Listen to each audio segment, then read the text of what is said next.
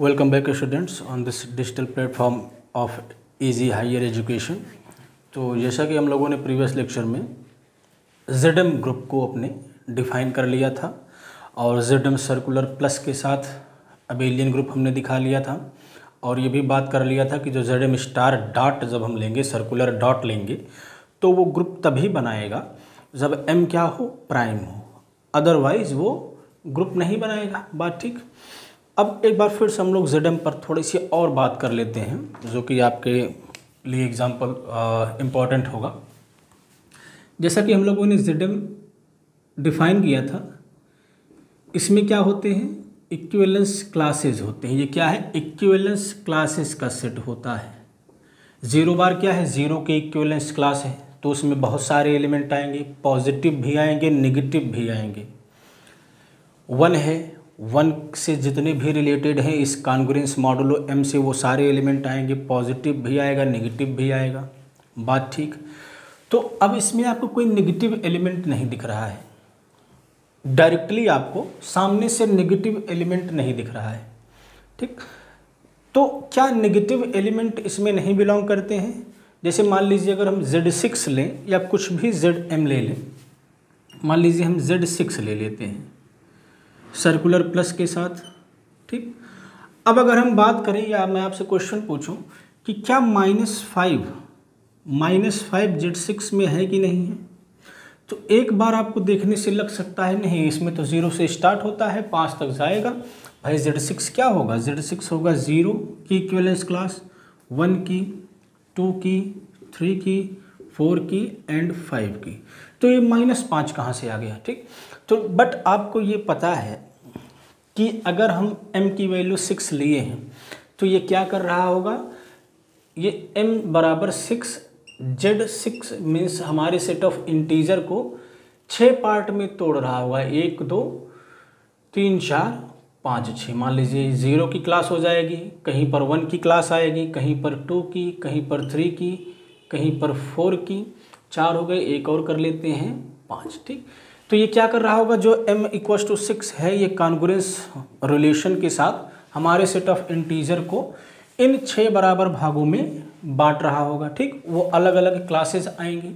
अब इसमें -5 की प्लेस कहाँ है, तो ये बात क्लियर है कि अगर ये 6 बराबर भागों, बराबर नहीं कह सकते, 6 भागों में बांट रहा है, मीन्स हर एक एलिमेंट की इक्विवेलेंस क्लास की बात होनी चाहिए, मीन्स -5 की भी इक्विवेलेंस क्लास आनी चाहिए।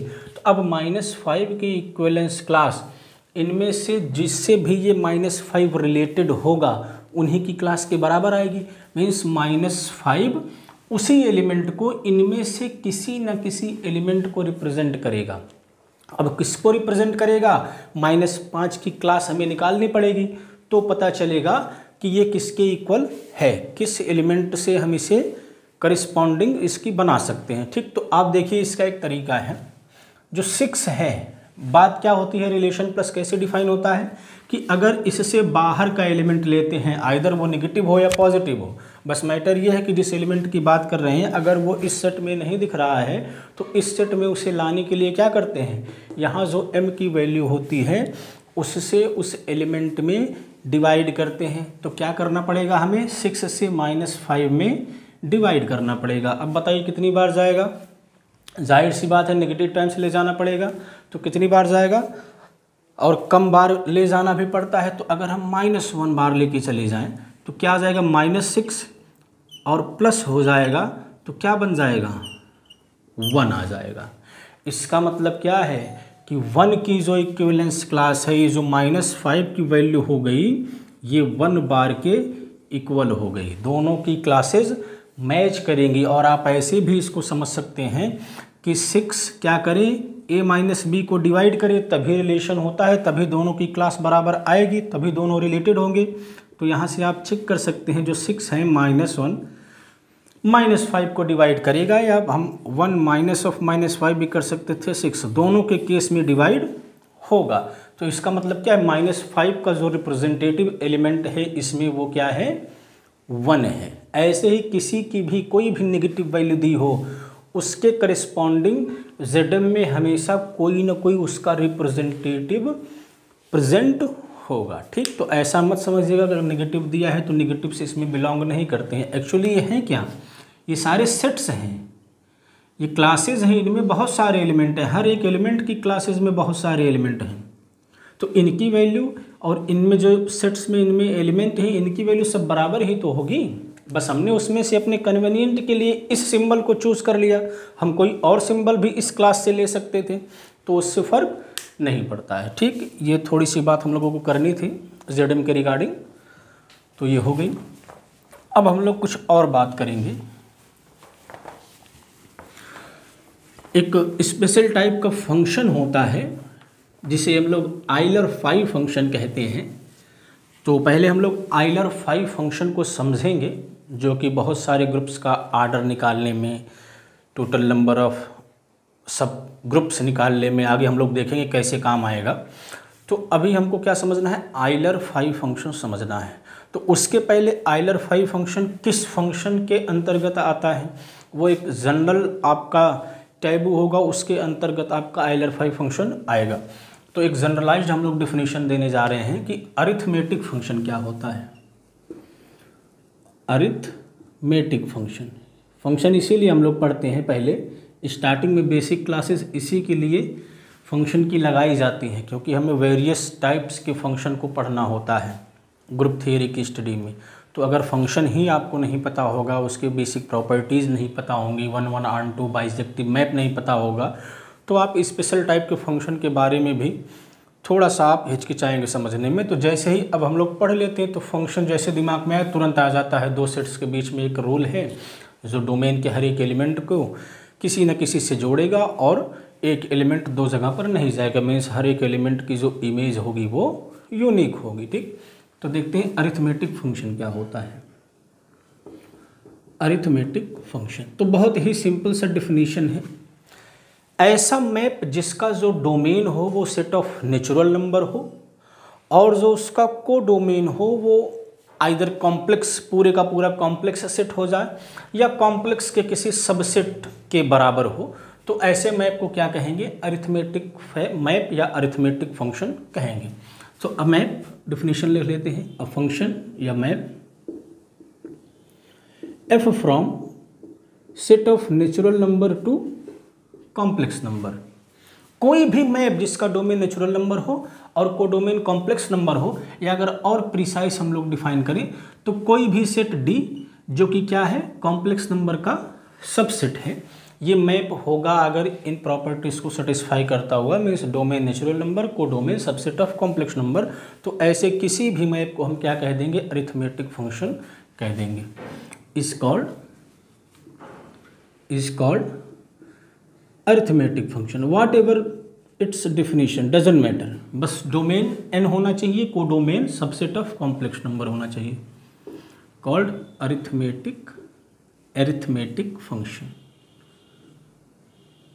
Arithmetic function. ठीक, ये बात हो गई अरिथमेटिक फंक्शन की। ठीक, अब इसमें भी एक स्पेशल टाइप का फंक्शन आता है जिसे हम लोग मल्टीप्लिकेटिव फंक्शन कहते हैं। ध्यान रहे कि ये सारी बातें अभी हम लोग 5th यूनिट में फिर से करेंगे।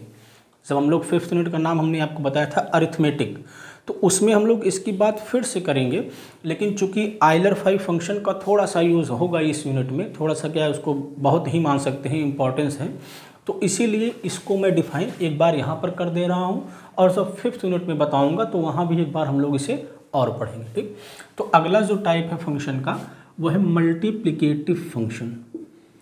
मल्टीप्लिकेटिव फंक्शन में भी आपने सुना भी होगा मल्टीप्लिकेटिव फंक्शन, जैसा कि इसका नाम ही रखा गया है मल्टीप्लिकेटिव फंक्शन, तो ये कुछ ऐसी ही प्रॉपर्टी को सेटिस्फाई भी करेगा।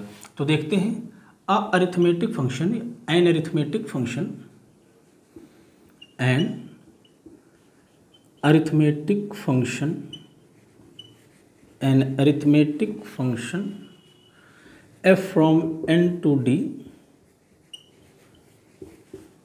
f from n to d is said to be multiplicative, is said to be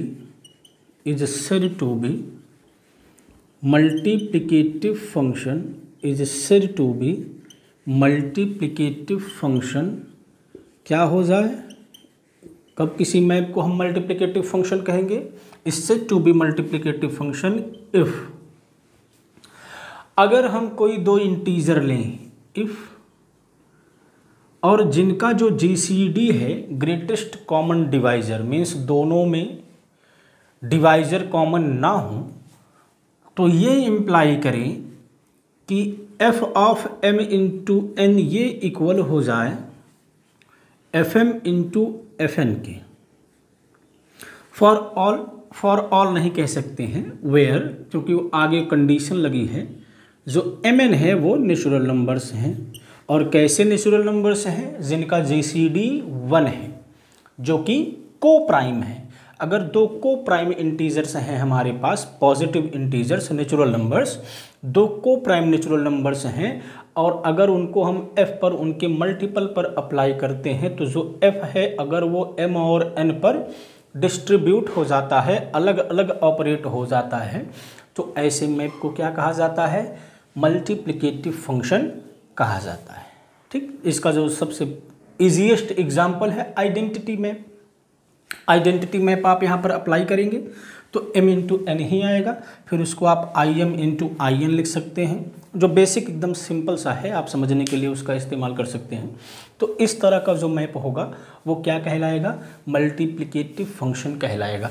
अब एक यहाँ से डिफिनीशन और निकल के आ जाती है, अगर इस कंडीशन को हम रिमूव कर दें, मीन्स ये जो कंडीशन है वो हर एक mn के लिए होने लगे, कोई भी कंडीशन ना रह जाए, हर एक mn के लिए ये प्रॉपर्टी होल्ड हो जाए, तो ऐसे मैप को एब्सोल्यूट मल्टीप्लिकेटिव फंक्शन कहा जाता है। उसका भी डिफिनीशन हम लोग लिख लेते हैं, एब्सोल्यूट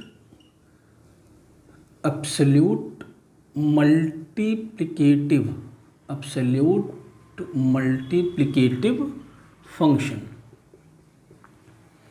एब्सोल्यूट मल्टीप्लिकेटिव फंक्शन। तो ये क्या कहता है कि a map f from n to d means arithmetic function which is d subset of c is said to be, a map f from n to c is said to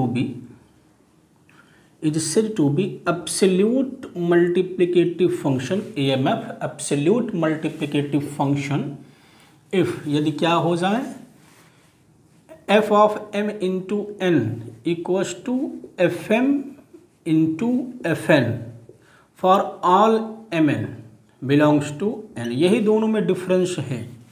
यहाँ पर with some conditions हैं कि दोनों को prime positive integers होने चाहिए, लेकिन वहाँ पर सिर्फ कोई भी दो इंटीजर हो, आइदर को प्राइम हो भी सकते हैं, नहीं भी हो सकते हैं। अगर यह रिलेशन हर एक एम एन के लिए होल्ड होने लगे तो ऐसा मैप क्या कहलाता है, एब्सोल्यूट मल्टीप्लिकेटिव मैप कहलाता है। ठीक, ये डिफिनीशंस हैं, आपको बस दिमाग में रखना है। अभी हम लोग 5th यूनिट में इसका रिकॉल फिर से करेंगे। तो अब हम लोग एक स्पेशल टाइप का मैप डिफाइन करेंगे जो कि हमारे काम का होगा, और वो इसी टाइप का मैप होगा, वो मल्टीप्लिकेटिव मैप होगा। हालांकि उसकी मल्टीप्लिसिटी हम लोग यहाँ पर प्रूव नहीं करेंगे, यहाँ पर नहीं दिखाएंगे कि वो मल्टीप्लिकेटिव फंक्शन है, उसको हम लोग 5th यूनिट में दिखाएंगे, बट उसकी जो प्रॉपर्टीज़ हैं उसका यूज़ हम लोग यहाँ पर करेंगे। और वो अभी हम लोग एक ग्रुप डिफाइन करेंगे, prime residue, group of prime residue modulo m। तो वो फंक्शन उस ग्रुप के आर्डर को बताता है, इसीलिए उस फंक्शन को हम लोग पहले से डिफाइन कर ले रहे हैं। ठीक, तो आइए देखते हैं आइलर फाई फंक्शन क्या होता है। आइलर फाई फंक्शन, फाई आपका ग्रीक लेटर है, उसी से इसका नाम रखा गया है, आइलर फाई फंक्शन। तो ये एक स्पेशल टाइप का अरिथमेटिक फंक्शन ही होता है। तो फाई इसको डिफाइन कर लेते हैं, phi from n to n। चूँकि ये जो वैल्यूज़ लेता है वो नेचुरल नंबर से ही लेता है, इसीलिए इसे हम n से n में डिफाइन करते हैं, जो कि ऑब्वियस सी बात है, c का सबसेट ही है, c का क्या है, सबसेट ही है। तो फाई एक अरिथमेटिक फंक्शन हो गया। ठीक, अरिथमेटिक फंक्शन के डिफिनीशन को सेटिस्फाई कर दिया। तो phi from n to n is defined as, इसे हम कैसे डिफाइन करते हैं, इज डिफाइंड एज, पहले थोड़ा सा समझा देते हैं आपको। ये कहता है मान लीजिए n बराबर हम 5 ले लिया, ठीक, एग्जाम्पल अभी आपको समझा रहे हैं कि उसको कैसे हम लोग डिफाइन करेंगे। नेचुरल नंबर हमने 5 एक ले लिया, उसके डोमेन में है। अब ऐसे नंबर्स के हम लोग फाइंड आउट करेंगे जो कि पॉजिटिव हों। पहली बात तो ज़ीरो पर नहीं जाना है, हमें ज़ीरो के राइट हैंड साइड में ही रहना है। ऐसे नंबर्स बताने हैं जो पॉजिटिव हों, मीन्स ग्रेटर देन ज़ीरो हों, नेचुरल नंबर्स हों और इसके साथ को प्राइम हों। 5 के साथ क्या हो, को प्राइम हो, और 5 से छोटे हो। मीन्स हमको ये बताना है total number of positive integers less than 5 which are coprime with 5। Means 5 से छोटे हों और उनका जीसीडी हम अगर 5 के साथ निकालें तो 1 आना चाहिए। तो पहला नंबर आता है क्या दिमाग में, 1 पॉजिटिव है, 0 से बड़ा है, और 5 के साथ इसका जीसीडी क्या होगा, 1 होगा। इनफैक्ट हर एक नंबर के साथ 1 का जीसीडी 1 ही होता है, तो 1। दूसरा 2, इनफैक्ट m प्राइम है तो इससे छोटे हर एक नंबर का जीसीडी इसके साथ 1 ही होगा। तो ये कितने आ गए, 1 2 3 4, तो कितने आए, टोटल 4 आ गए, ठीक, टोटल 4 आ गए। चलिए n बराबर 6 लेते हैं, n बराबर 6 लेते हैं, तो फिर से 1, 2 का जीसीडी 2 हो जाएगा, 6 के साथ 2 नहीं आएगा, 3 भी नहीं आएगा, 4 भी नहीं आएगा, 5 आएगा। तो total number of positive integers less than 6 and which are coprime with 6 क्या आ गया, 2 आ गया। ऐसे ही हर एक नंबर के लिए कोई ना कोई नेचुरल नंबर हमें मिल रहा है, कोई ना कोई नेचुरल नंबर हमें, अगर इस रिलेशन को हम देखें तो एक नेचुरल नंबर करिस्पॉन्ड हो रहा है। मीन्स n से n में एक मैप यहाँ से हम बना सकते हैं, n से n में एक मैप बना सकते हैं। तो ऐसे ही ये मैप डिफाइन होता है। तो ये इसको इस तरह से हम डिफाइन कर लेते हैं कि अगर ये किसी नेचुरल नंबर पर अप्लाई हो रहा है, नेचुरल नंबर 1 भी हो सकता है, 1 से बड़ा भी हो सकता है। तो अगर नेचुरल नंबर 1 है, नेचुरल नंबर 1 है, तो जाहिर सी बात है 1 से छोटा कोई पॉजिटिव तो मिलेगा नहीं जिसका जीसीडी इसके साथ 1 हो, तो ये 1 ही डिफाइन कर दिया जाता है, ठीक। 5 अगर 1 पर अप्लाई होता है तो इसे कैसे डिफाइन कर देते हैं, 1 पर ही डिफाइन कर देते हैं, 1 पर ही मैप कर देते हैं। और अगर n 1 से बड़ा है तो ये क्या देता है, टोटल नंबर, जो कि यहाँ पर हम लोगों ने निकाला था, बस उसी को यहाँ पर डिफाइन करना है। Total number of positive integers, या नेचुरल नंबर भी कह सकते थे, total number of positive integers which are less than n, which are less than n and co-prime with n, means n के साथ उनका जीसीडी क्या हो, 1 हो, and co-prime with n, n के साथ क्या हो, co-prime हो, ठीक। तो अभी तो ये आपको बहुत सिंपल सा लग रहा होगा कि भाई n मान लीजिए 100 हो, 200 हो, 400 हो, तो ये तो फिजिबल मेथड है नहीं कि हम सबको लिखें। एग्जैक्टली कैसे पता चले कि हमें इतने ही होंगे, मान लीजिए 5 था, 6 था, छोटे छोटे थे तो हम लोग काउंट करके लिख ले रहे थे। लेकिन अभी आपको दिखाएंगे कि इसके पास इतनी ट्रिमेंडस प्रॉपर्टी है कि सिर्फ इसी को यूज़ करके हम लोग कितने भी बड़े नेचुरल नंबर्स दिए हों तो उनसे छोटा पॉजिटिव जितने भी को प्राइम इंटीजर होंगे कितने होंगे, इसे हम एग्जैक्टली बता पाएंगे। तो उसके लिए हमें इस मैप की एक प्रॉपर्टी प्रूव करनी पड़ेगी और उसके बाद हमारा काम हो जाएगा। तो आइए अब उसी को प्रूव करते हैं।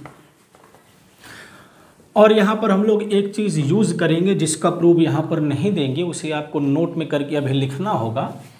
वो चीज़ ये कि फाई क्या है, फाई इज़ मल्टीप्लिकेटिव फंक्शन। इसका प्रूफ हम लोग 5th यूनिट में करेंगे, क्योंकि इसमें थोड़ा सा रिंग थ्योरी का, थोड़ा सा और एडवांस ग्रुप थ्योरी का यूज़ है जो अभी हम लोगों ने नहीं पढ़ा है। तो इसीलिए अभी सिर्फ इसे हम एज ए एक्सियम ले रहे हैं, मान के चलेंगे कि phi is multiplicative function. Means अगर किसी दो नेचुरल नंबर को प्राइम्स हों, उनका जीसीडी 1 हो और उन पर उनके प्रोडक्ट पर अगर हम फाई को अप्लाई करेंगे तो फाई डिस्ट्रीब्यूट हो जाएगा। इसका मतलब क्या हुआ, that is if GCD of m n is 1, तो ये क्या इम्प्लाई कर देगा, फाई एम इंटू एन क्या हो जाएगा, phi m into phi n. जो एम एन है जाहिर सी बात है डोमेन के एलिमेंट होंगे, तो ये नेचुरल नंबर हैं और ऐसे नेचुरल नंबर हैं जो क्या है, को प्राइम है। बात ठीक। अब एक हम लोग थ्योरम करते हैं। थ्योरम क्या प्रॉपर्टी है, बट उसे हम थ्योरम का नाम दे सकते हैं क्योंकि उसी से एक और चीज़ इम्प्लाई हो जाएगी, तो उसे हम लोग कोरोलरी बना देंगे। ठीक, तो ये थ्योरम कहता है कि अगर फाई किसी प्राइम पावर पर अप्लाई करें, जैसे 2 square 2 cube 3 square 3 cube and so on, prime की पावर पर अगर हम अप्लाई करें, प्राइम पावर टाइप का हमारा एलिमेंट हो, तो ये जो आता है, ये जो आएगा, ये p की पावर n माइनस p की पावर n माइनस 1 के इक्वल आएगा, जहाँ पर p क्या है, where p is any prime, p is any prime। Prime क्या होता है हमने आपको बताया है, ऐसी क्वांटिटी जो एक से बड़ी हो और उसके सिर्फ दो ही डिवाइजर्स हों, एक 1 और एक वो नंबर इटसेल्फ। ठीक, where p is any prime and n belongs to n is any natural number. ठीक, तो थोड़ा सा इसका पहले हम लोग रियलाइजेशन कर लेते हैं कि कैसे कह रहा है ये, थोड़ा सा 2-4 ऑब्जर्वेशन कर लें, इसके बाद इसको तो हम प्रूव करेंगे। जैसे मान लीजिए हमें 5 2 क्यूब निकालना है, 5 2 क्यूब। चलिए इसको वेरीफाई करते हैं कि ये 2 क्यूब माइनस 2 स्क्वायर के बराबर आएगा, मीन्स ये 8 हो जाएगा, ये 4 हो जाएगा, मीन्स 5 8 की वैल्यू क्या आएगी, 4 आएगी। क्या ये फॉर्मूला सही है, इसको हम लोग वेरीफाई करेंगे। मीन्स हमें ऐसे total number of positive integers बताने हैं जो 8 से छोटे हों और 8 के साथ उनका जीसीडी 1 हो, मीन्स 8 के साथ को प्राइम हो। तो पहली बात आपको पता है 1 होगा, 2 का जीसीडी इसके साथ 1 होगा नहीं तो 2 नहीं आएगा, 3 हो जाएगा, 4 नहीं आएगा, 5 हो जाएगा, 6 नहीं आएगा, 7 हो जाएगा। तो 4 ही मिल रहे हैं हमें, तो वही ये फॉर्मूला, इसका मतलब यहाँ पर थोड़ा थोड़ा काम करता दिख रहा है, लेकिन for example is not proof. Example देना तो प्रूफ है नहीं, बस थोड़ा सा आपको रियलाइजेशन करा रहे थे कि कैसे क्या ये थ्योरम कह रहा है। और अगर जैसे ही हम इसको प्रूव कर देंगे तो सिर्फ प्राइम की पावर के बारे में ही नहीं, हम किसी भी नंबर के बारे में फाई अप्लाई करके total number of positive integer less then n and coprime with n हम बता पाएंगे। कैसे भाई, n बराबर 1 पर हमारा काम हो गया, फाई 1 हमेशा 1 ही आएगा, डिफाइन कर दिया।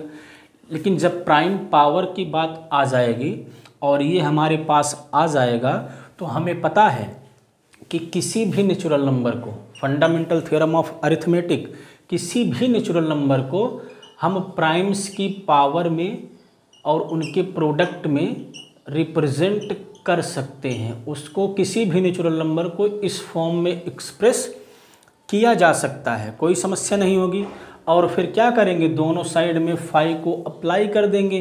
फिर यहाँ से हमने देख लिया phi is a multiplicative function, तो फाई क्या होगा, फाई यहाँ पर लग जाएगा, फाई यहाँ पर लग जाएगा, अलग अलग लग जाएगा, और प्राइम पावर के लिए हमारे पास फार्मूला बन जाएगा। तो हर जगह फार्मूला लगा देंगे तो एक फार्मूला हमारे पास तैयार हो जाएगा। फिर उसकी मदद से जो ये नेचुरल नंबर है कितना भी बड़ा हो, हम उस पर फाई अप्लाई करके आसानी से उसकी वैल्यू को इवेल्युएट कर सकते हैं। ठीक, तो चलिए इसे हम लोग प्रूव करते हैं। 5p की पावर n, 5p की पावर n ये होगा। चलिए इसे ऊपर लिख लेते हैं थोड़ा सा। थ्योरम क्या हो गया हम लोगों का, ये प्रूव करना 5p की पावर n क्या होगा, p की पावर n माइनस p की power n minus 1, where p is prime, p is prime and n is natural number, any natural number. तो अल्टीमेटली हमें निकालना क्या है, हमें ये निकालना है कि total number of positive integer less than p की power n and coprime with n। इसको निकालना है और दिखाना है कि वो राइट हैंड RHS के बराबर होगा। चलिए तो प्रूफ का एक बार आप खाका देख लीजिए कि कैसे क्या हम लोग करने जा रहे हैं। भाई हमें 5p की पावर n निकालना है, 5p की पावर n हमें इवेल्युएट करना है। तो हमें निकालना है कि ऐसे पॉजिटिव इंटीजर्स जो इससे छोटे हों, p की पावर n से स्मॉल हो, और GCD p की पावर n के साथ उनका 1 हो। चलिए इस बात को एक बार लिख देते हैं।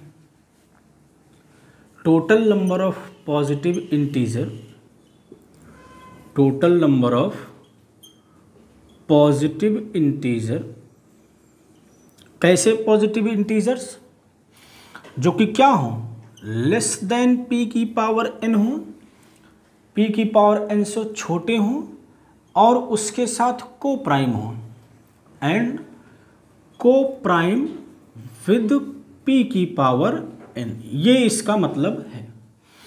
तो हम लोग इसको डायरेक्ट ना इवेल्युएट करके अगर ये निकाल लें कि p की पावर n से कितने पॉजिटिव इंटीजर्स छोटे हैं, मीन्स हम क्या निकाल लें, total number of positive integers less than p की पावर n। अब उसमें वो भी आएंगे जो को प्राइम हैं और वो भी आएंगे जो को प्राइम नहीं है। तो फिर क्या करेंगे, total number of positive integer less than p की पावर n, और उनमें से उनको माइनस कर देंगे जो कि को प्राइम नहीं है। तो जो बचेगा नंबर वो कौन से नंबर का होगा, जो को प्राइम है। ठीक, तो पहले हम लोग क्या निकालेंगे, total number of positive integers less than p की पावर n।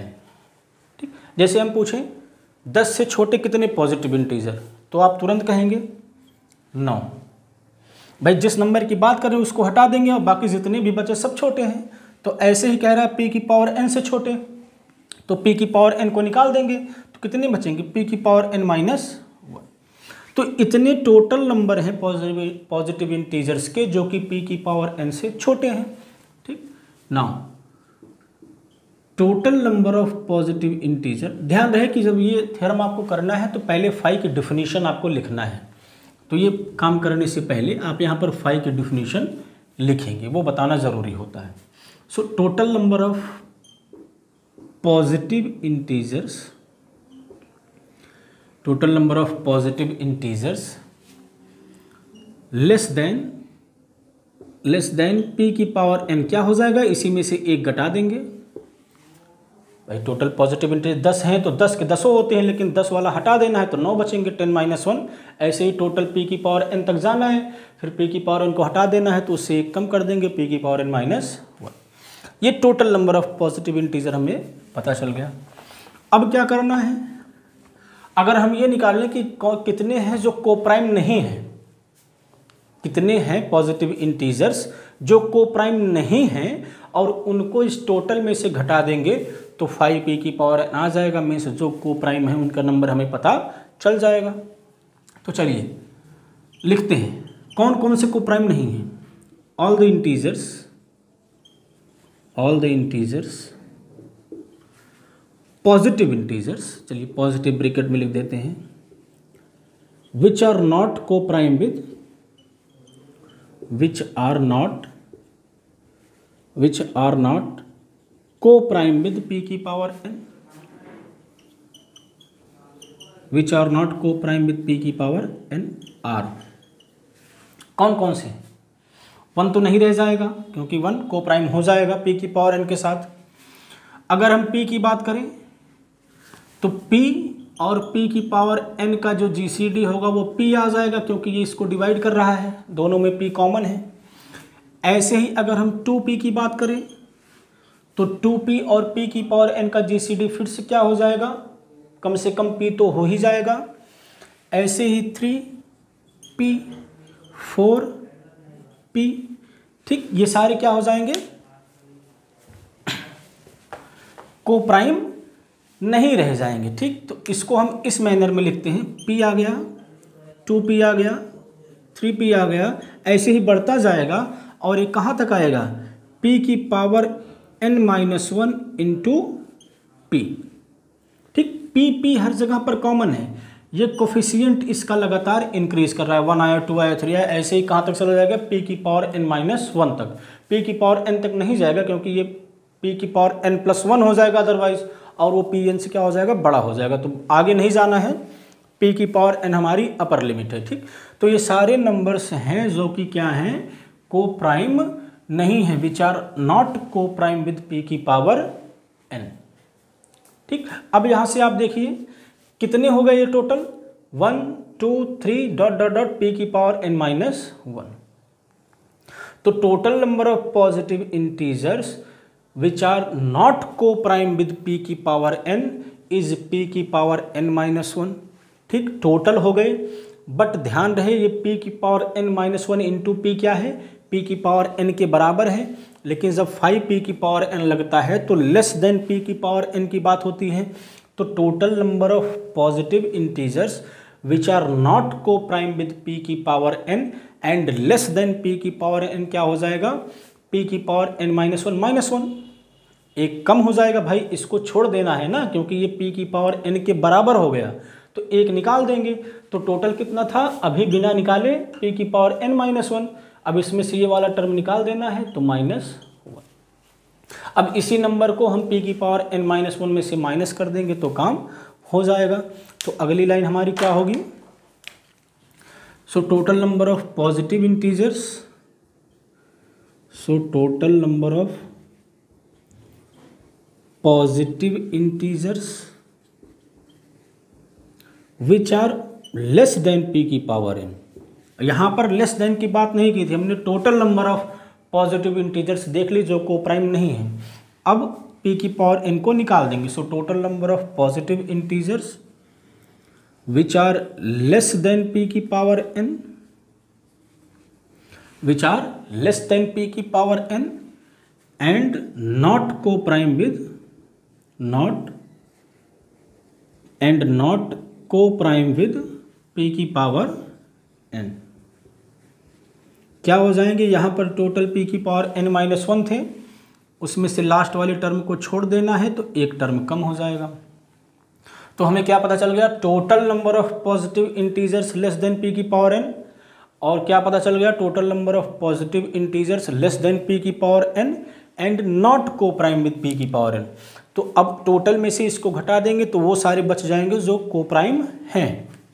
सो 5p की पावर n क्या हो जाएगा, 5p की पावर n क्या हो जाएगा, इतना p की पावर n-1 माइनस p की पावर n-1 और ये क्या आ जाएगा, p की पावर n माइनस p की पावर n-1। और यही हमारा क्या था, थ्योरम था, यही हमारा क्लेम था। बात ठीक, चलिए आई होप समझ में आया होगा। ठीक, अब आगे बढ़ते हैं। अब जो एक इसका कोरोलरी है, मीन्स प्राइम की पावर ना हो कि किसी भी फॉर्म का हो, तो उसके लिए हम लोग एक फार्मूला बनाएंगे इस थ्योरम की मदद से।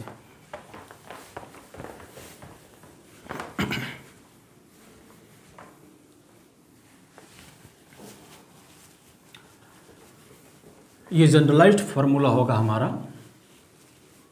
हर एक नेचुरल नंबर के लिए काम करेगा और यही हमारे काम का भी होगा। तो कोरोलरी बना लेते हैं इसे।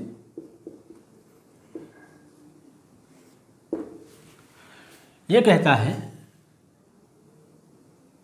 कि अगर कोई भी नेचुरल नंबर है जो कि 1 से बड़ा है, क्योंकि 1 हो जाएगा तो उसके लिए तो 5 1 1 ही हो जाएगा, तो हमने एक नेचुरल नंबर ले लिया ग्रेटर देन 1। ठीक, suppose n equals to, fundamental theorem of arithmetic से कुछ ऐसा दिखता है, कुछ ऐसा दिखता है, बात सही है। देन फाई n क्या हो जाएगा, ये कहता है phi n into 1 - 1 upon P1 1 - 1 upon P2 dot dot dot 1 - 1 upon PR हो जाएगा। ठीक, अब ये देखिए बड़ी इट्स वेरी एलिगेंट फार्मूला। आसानी से अब हम किसी भी नेचुरल नंबर को फर्स्ट ऑफ ऑल क्या करेंगे, प्राइम के प्रोडक्ट में लिख लेंगे, उसके बाद यह फार्मूला अप्लाई कर देंगे। जैसे पहले आपको करके मैं दिखा देता हूँ, फिर इसके बाद प्रूफ देता हूँ। जैसे सपोज करिए हमें निकालना है 500, कोई भी नंबर आप ले सकते हैं।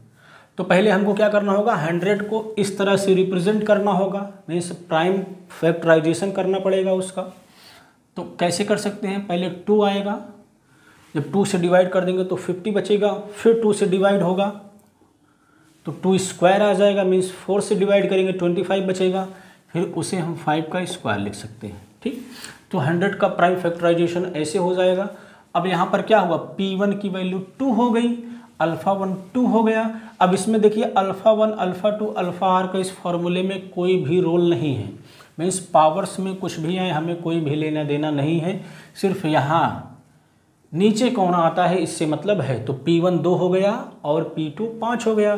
तो ये फार्मूला क्या कहता है, फाई इतना n आएगा पहले, n मीन्स जो दिया है 100 into 1 - 1 upon P1 1 - 1 upon P2, P2 means 2। अब इसी को सॉल्व कर लीजिए, 100 इंटू 1/2 इंटू 4/5 10 40, मीन्स हमें 40 पॉजिटिव इंटीजर्स मिलेंगे जो कि लेस देन 100 होंगे और जिनका 100 के साथ जो GCD होगा वो 1 आएगा। तो देखिए कितना आसानी से हो गया।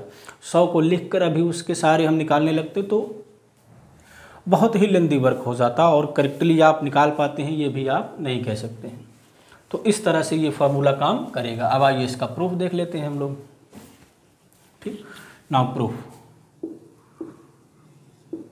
प्रूफ आप खुद भी ट्राई कर सकते हैं, वीडियो को पॉज करके आप पहले खुद ट्राई करें, उसके बाद अगर नहीं आता है तो देखें। अब दिया क्या है, गिवन दैट n क्या है, P1 alpha 1 P2 alpha 2 and so on PR alpha R। बात ठीक, दोनों साइड में फाई को अप्लाई कर देते हैं तो क्या मिल जाएगा, फाई n बराबर phi P1 alpha 1 P2 alpha 2 and so PR alpha R, PR alpha R। अब फाई अलग अलग चला जाएगा, क्यों, क्योंकि फाई क्या है, मल्टीप्लिकेटिव फंक्शन है। ठीक, फाई क्या है, मल्टीप्लिकेटिव फंक्शन है। नाउ सिंस ध्यान रहे आपको, ये जो P1 P2 PR की बात हो रही सारे डिस्टिंक्ट प्राइम हैं। फंडामेंटल थ्योरम ऑफ अरिथमेटिक को स्टेट करते समय हमने इस बात को मेंशन किया था। जो P1 P2 PR है आप यहाँ भी लिख लें, where PR are distinct primes, means कोई भी ओवरलैप नहीं कर रहा है, डिस्टिंक्ट प्राइम्स, सारे अलग अलग प्राइम्स हैं। ठीक, अब now since phi is multiplicative, phi is multiplicative function, phi is multiplicative function, so phi distribute हो जाएगा, क्योंकि इनमें आपस में किसी में भी कोई भी कॉमन फैक्टर नहीं होगा तो जाहिर सी बात है सबका GCD 1 ही आएगा। तो फाई n क्या हो जाएगा, phi P1 alpha 1 phi P2 alpha 2 and so on phi PR alpha की पावर R।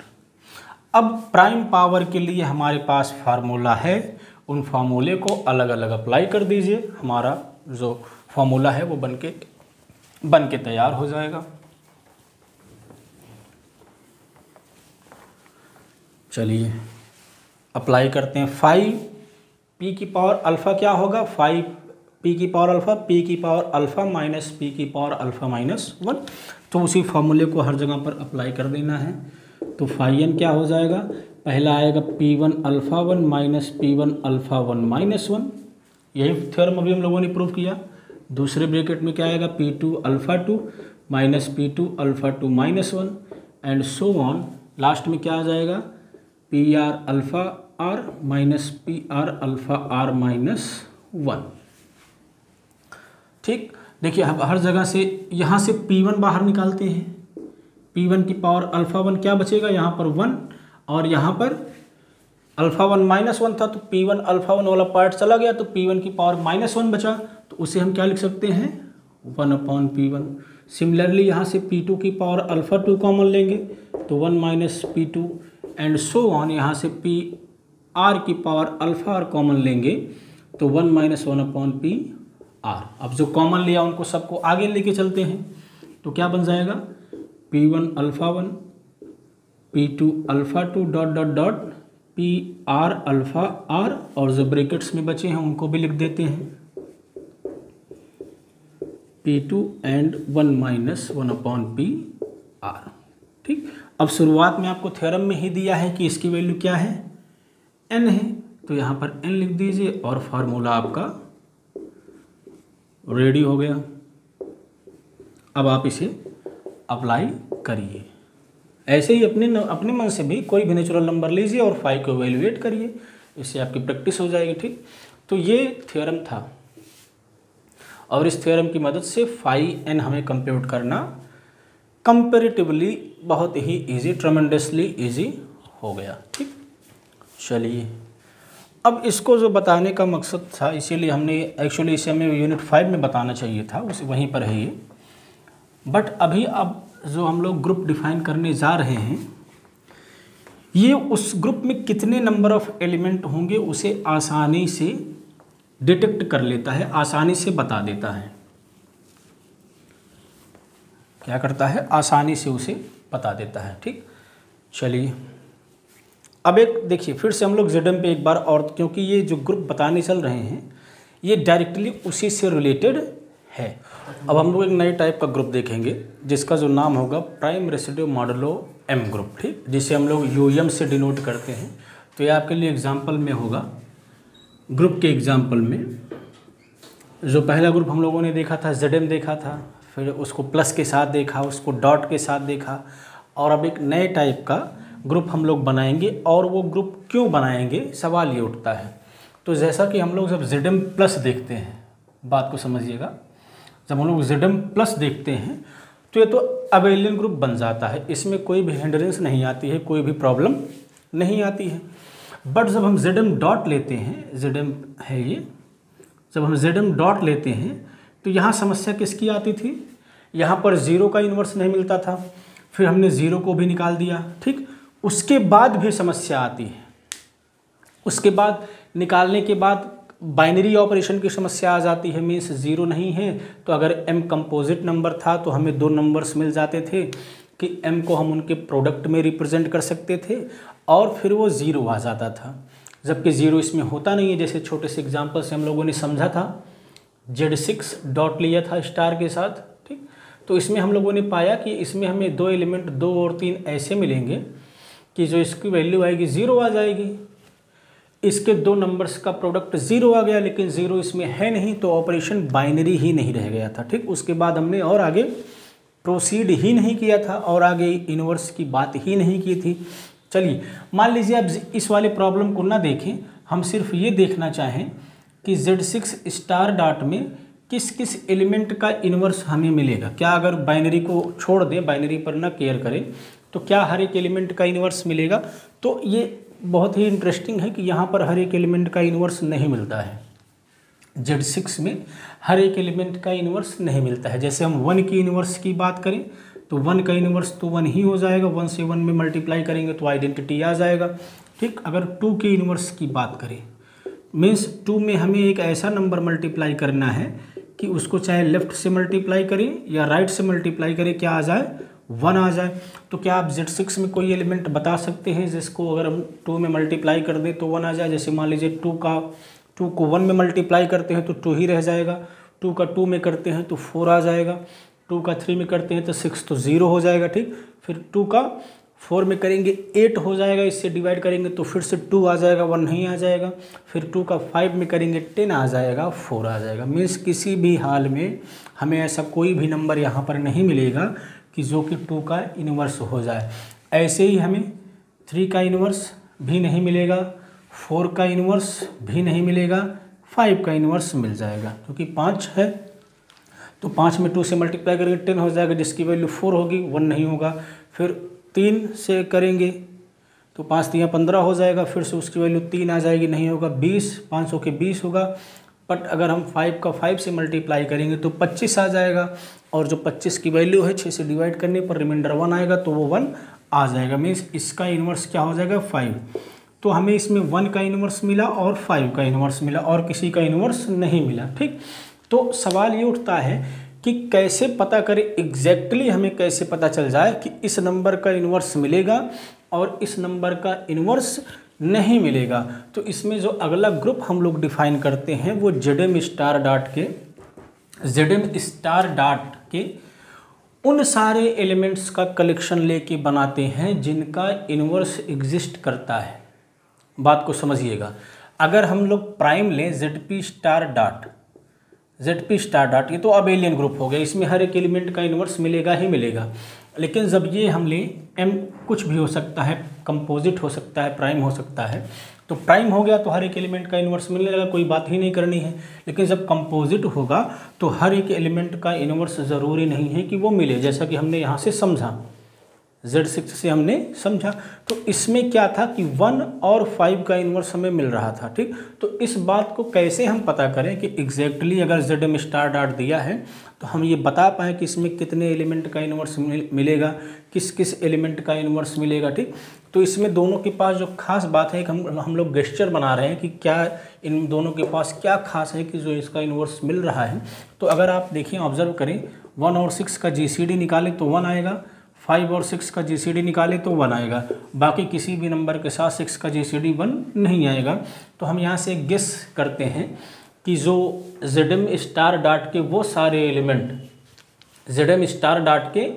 सारे एलिमेंट जिनका M के साथ GCD 1 हो, मीन्स अगर A और M का GCD 1 है तो A का इन्वर्स हमें ZM स्टार डॉट में मिलेगा। ठीक, तो ऐसे एलिमेंट का इन्वर्स हमें मिलेगा जिनका M के साथ GCD 1 है।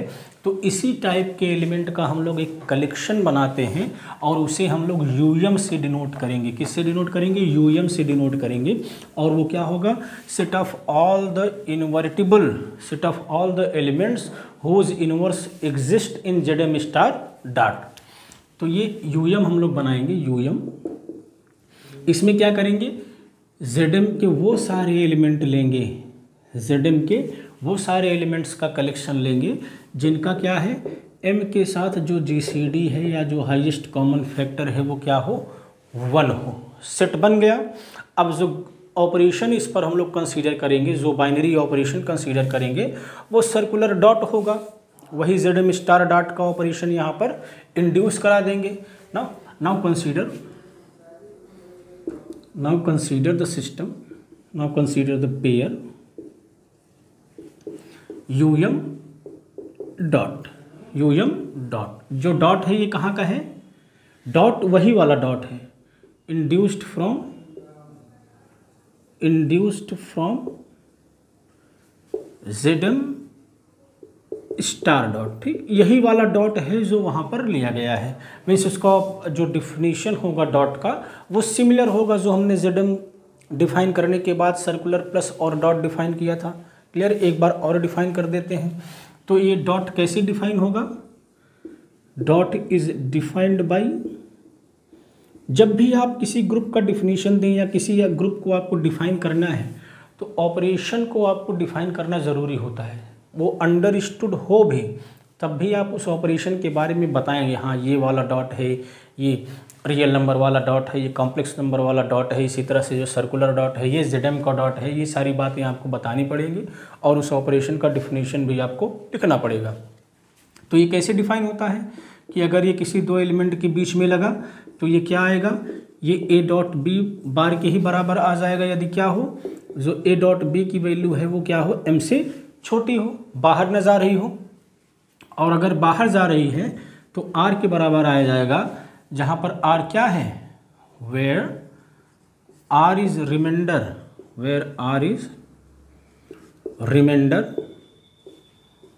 obtained, where R is remainder obtained when कब? When m divides a dot b, जब a डॉट b जो आया है बाहर चला गया, फिर उसको हम m से डिवाइड करके रिमाइंडर कम ही आएगा m से, तो वो अपने आप एलिमेंट कहाँ आ जाएगा? अंदर आ जाएगा। तो ये ऑपरेशन हमारा काम करेगा। तो अब हम लोगों का क्लेम है, we are claiming that this set um will form a group, in fact abelian group with respect to this circular dot. ठीक, अब इसी को हमें दिखाना है कि ये ग्रुप बनाएगा, और इसी ग्रुप को क्या कहा जाता है? Group of prime residue modulo m। तो क्लेम हम लोग क्या करेंगे? Claim um dot is a group.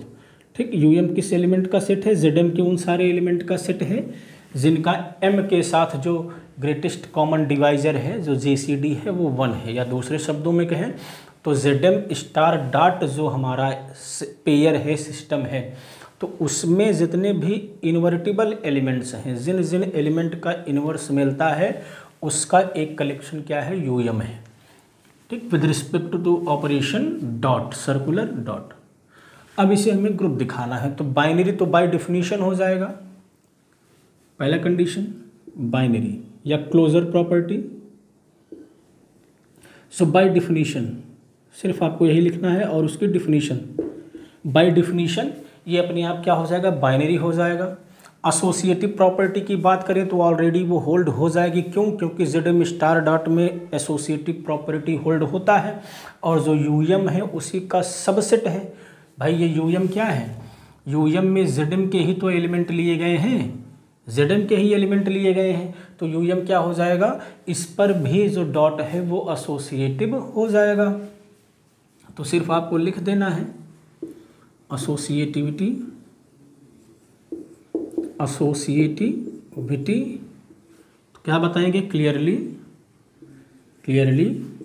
um is subset of zm, um is subset of zm, and dot is associative, and dot is associative on zm। तो जब बड़े वाले set पर एसोसिएटिव है तो ऑब्वियसली छोटी वाले पे होगा ही होगा। अगर छोटी वाले पे नहीं होगा तो बड़े वाले पे भी नहीं कह सकते हैं। तो दिया है ऊपर वाले में एसोसिएटिव है, so dot is associative on um, so dot is associative on um पर भी क्या हो जाएगा? एसोसिएटिव हो जाएगा। आइडेंटिटी की बात करें तो वो भी ऑब्वियस है, डॉट है तो 1 क्या हो जाएगा? आइडेंटिटी एलिमेंट हो जाएगा। क्लियरली सब क्लियर ही है। 1 इज आइडेंटिटी ऑफ, आइडेंटिटी हमेशा सिस्टम की होती है, तो um डॉट, क्योंकि 1 से ही मल्टीप्लाई करने पर कोई फर्क नहीं पड़ेगा। ठीक, अब सिर्फ जो इसका मेन पोर्शन है वो एग्जिस्टेंस ऑफ इन्वर्स को दिखाना, और जो प्रोसीजर होगा दिखाने का वो सिमिलर होगा जैसा कि हमने ZP स्टार डॉट को जब ग्रुप दिखा रहे थे तो वहाँ पर जैसे ही किया गया था वो सिमिलर ही वैसे ही करना है। बस जहाँ जहाँ वहाँ पर P लिखा गया था यहाँ पर हम लोग को M यूज़ करना है। ठीक, तो चौथी कंडीशन क्या है? Existence of inverse, existence of inverse, inverse की एग्जिस्टेंस। ठीक, हर एक एलिमेंट का दिखाना है कि जो इन्वर्स है वो मिलेगा। ऑब्वियस सी बात है, हमने ऐसे एलिमेंट्स का कलेक्शन ही बनाया है जो क्या हो, जिनका इन्वर्स मिल रहा हो। तो बात तो हमने शुरुआत में कर दी, लेकिन उसका प्रूफ भी देना पड़ेगा। तो वो इस बात का जो हमने कहा था वहाँ पर शुरुआत में कि zm के ऐसे एलिमेंट्स का कलेक्शन है स्टार डॉट के रिस्पेक्ट में जिनका इन्वर्स मिल रहा है, um उन्हीं का कलेक्शन है। तो बस अब उसी बात का ये प्रूव है कि हाँ, जो मैंने स्टेटमेंट दिया था उसी बात का ये प्रूव होगा कि वो बात सही है। ठीक, चलिए अब इसमें कोई एलिमेंट ले लेते हैं। Let a belongs to um। अब um में होने की कंडीशन क्या है कि m के साथ GCD 1 होना चाहिए, तभी um में होगा। तो 1 हमने ले लिया। अब यूक्लिडियन एल्गोरिथम लगाएंगे। ये सारी बातें आपको क्रम वाइज ऐसे याद होनी चाहिए। Now by Euclidean algorithm, Euclidean algorithm क्या हो जाएगा? जो ग्रेटेस्ट कॉमन डिवाइजर होता है वो नंबर्स का लीनियर कॉम्बिनेशन होता है। देयर विल एग्जिस्ट कोई ना कोई हमें इंटीजर्स u और v मिलेंगे। There will exist integers u and v कैसे?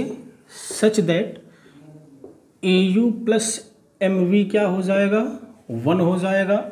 ठीक, यहाँ से हम क्या कर सकते हैं, 1 को इधर लाएंगे, m को इधर भेजेंगे और फिर क्या कर देंगे, मॉडुलो ले लेंगे दोनों तरफ। किसका? मॉडुलो m का, मॉडुलो m। अब m यहाँ भी है, m यहाँ भी है, तो मॉडुलो m पर m की वैल्यू क्या होती है? 0 हो जाती है, क्योंकि m से डिवाइड करेंगे तो रिमाइंडर 0 आ जाएगा, जैसा कि हम लोगों ने बात कर ही लिया है। तो ये क्या आ गया? 0 बार। अब इसको अलग अलग करेंगे तो ये क्या आ जाएगा? a dot u equals to 1 bar. ठीक, यही बात आप लेफ्ट से भी कर सकते थे, जहाँ au लिखा है आप वहाँ पर ua लिख देंगे तो कोई फ़र्क नहीं पड़ेगा।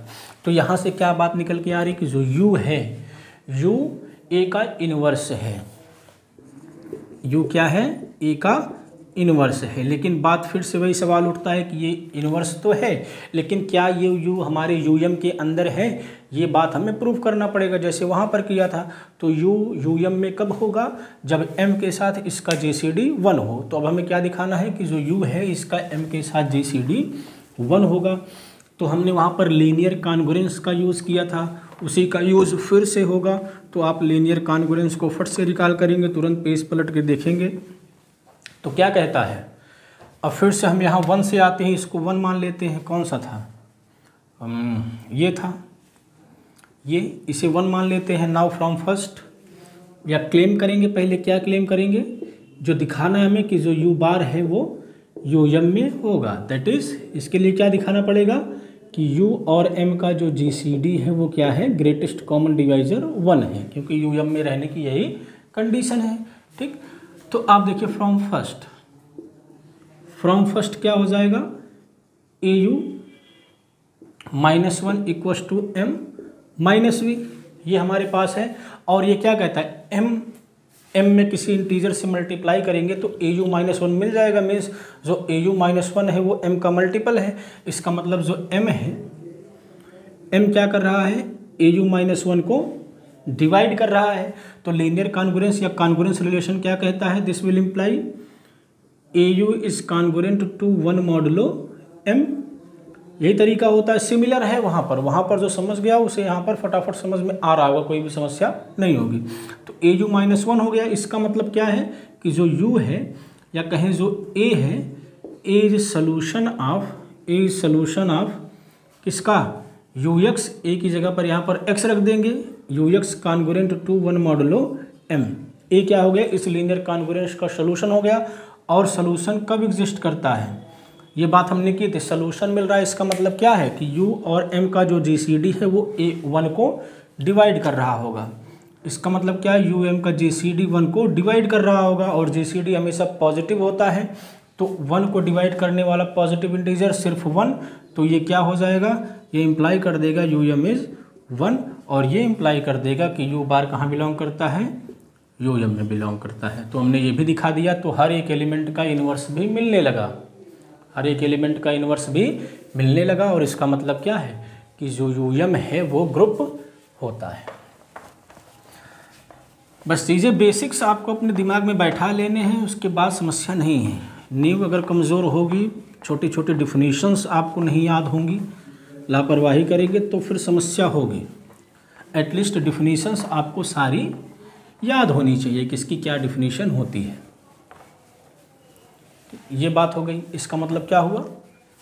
um dot is an abelian group. Abelian आप दिखा सकते हैं, डॉट कम्यूटेटिव होता ही है।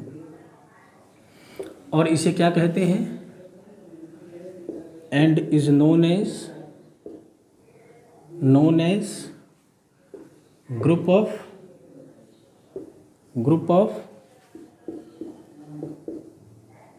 Prime residue, modulo m, group of prime residue modulo m। ठीक, अब सवाल ये उठता है कि यूएम में कितने नंबर ऑफ एलिमेंट होंगे, यूएम में कितने नंबर ऑफ एलिमेंट होंगे। तो आप अगर आइलर फाई फंक्शन की डिफिनीशन याद करें तो काम हो जाएगा। ठीक, नोट करके इस बात को लिखेंगे हम लोग। फाई एन क्या होता है, फाई एम की अगर हम डिफिनीशन लिखें, ये क्या देता है, total number of positive integers, total number of positive integers less then m and coprime with m, को प्राइम विद m। ठीक, को प्राइम विद m। इसी बात को हम कैसे लिख सकते हैं, इसमें ये किसकी बात करता है, total number of positive integers की।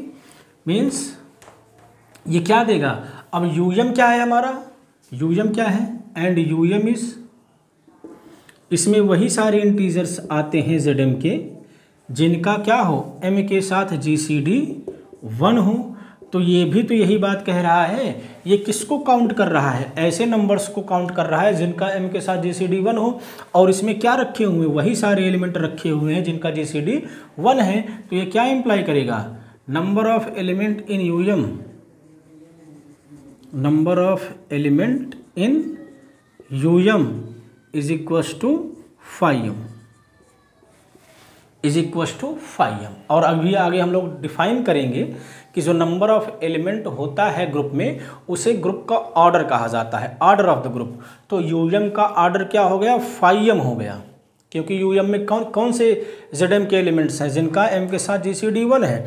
और फाई क्या करता है, ऐसे ही एलिमेंट को काउंट करता है। फाई एम क्या काउंट करेगा कि m के साथ किन किन नंबर का जीसीडी 1 है, उनकी टोटल संख्या क्या है। तो यूएम का ऑर्डर क्या हो जाएगा, फाई एम हो जाएगा। इसीलिए आपको इसके पहले हमने आइलर फाई फंक्शन डिटेल से एक्सप्लेन किया था। ठीक, तो एक ग्रुप हमारा और बढ़ गया।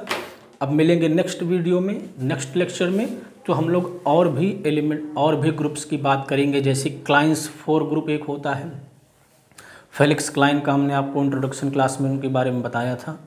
ज्योमेट्रिकल अप्रोच था उनका ग्रुप थियरी का, जिससे ली अलजेब्रा निकला था। ठीक, तो फेलिक्स क्लाइंस ने एक ग्रुप बनाया था जो कि पहला अब्स्ट्रैक्ट ग्रुप था, जिसमें नंबर्स का यूज़ नहीं हुआ था, सिंबल्स का यूज़ हुआ था। और इसके बाद हम लोग एक क्वार्टरनियन ग्रुप होता है जिसे हैमिल्टोनियन ग्रुप भी कहते हैं। इसके बाद group of unit circle, group of nth roots of unity, group of all roots of unity. तो ये 3-4 एग्जाम्पल्स अभी जो हमारे मुख्य हैं उनको बताना रह गया है, तो उसके बारे में हम लोग अगले वीडियो में बात करेंगे। तो thank you very much, we will meet in next.